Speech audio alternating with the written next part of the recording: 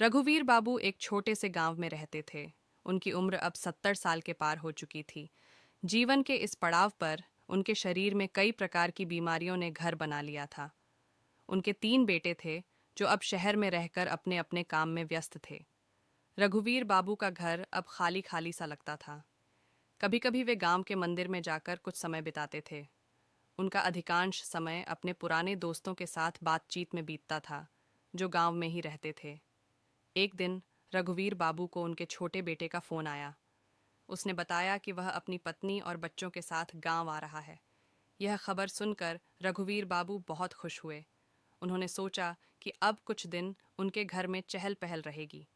जब उनका बेटा गांव आया तो रघुवीर बाबू ने उसे गले लगा लिया। कुछ दिन बाद बेटे ने अपने पिता से कहा, पिताजी, हम आपको अपने साथ शहर ले जाना चाहते हैं। यहाँ आप अकेले रहते हैं, वहाँ हमारे साथ रहेंगे तो अच्छा रहेगा। रघुवीर बाबू ने थोड़ी देर सोचा और फिर हामी भर दी। वे अपने बेटे के साथ शहर चले गए। शुरुआत में तो सब कुछ अच्छा रहा, लेकिन धीरे धीरे उन्हें एहसास हुआ कि वे अपने गांव की शांति और सुकून को मिस कर रहे हैं। शहर की भाग दौड़ में वे कहीं खो गए थे। फिर एक दिन रघुवीर बाबू ने अपने बेटे से कहा, बेटा, मैं वापस गांव जाना चाहता हूँ। वहाँ मेरे अपने लोग हैं, मेरी अपनी मिट्टी है। यहाँ शहर में मैं खुद को बहुत अकेला महसूस करता हूँ। उनका बेटा उनकी बात समझ गया और उन्हें वापस गांव छोड़ आया।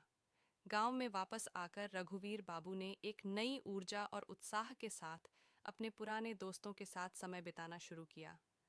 अब वे अपने बुढ़ापे को खुशी और संतोष के साथ जी रहे थे। यह कहानी हमें यह सिखाती है कि हमारे बुजुर्गों के जीवन में भी उनकी अपनी इच्छाएं और ज़रूरतें होती हैं। हमें उनके अनुभवों और भावनाओं को समझने की कोशिश करनी चाहिए और उनका सम्मान करना चाहिए।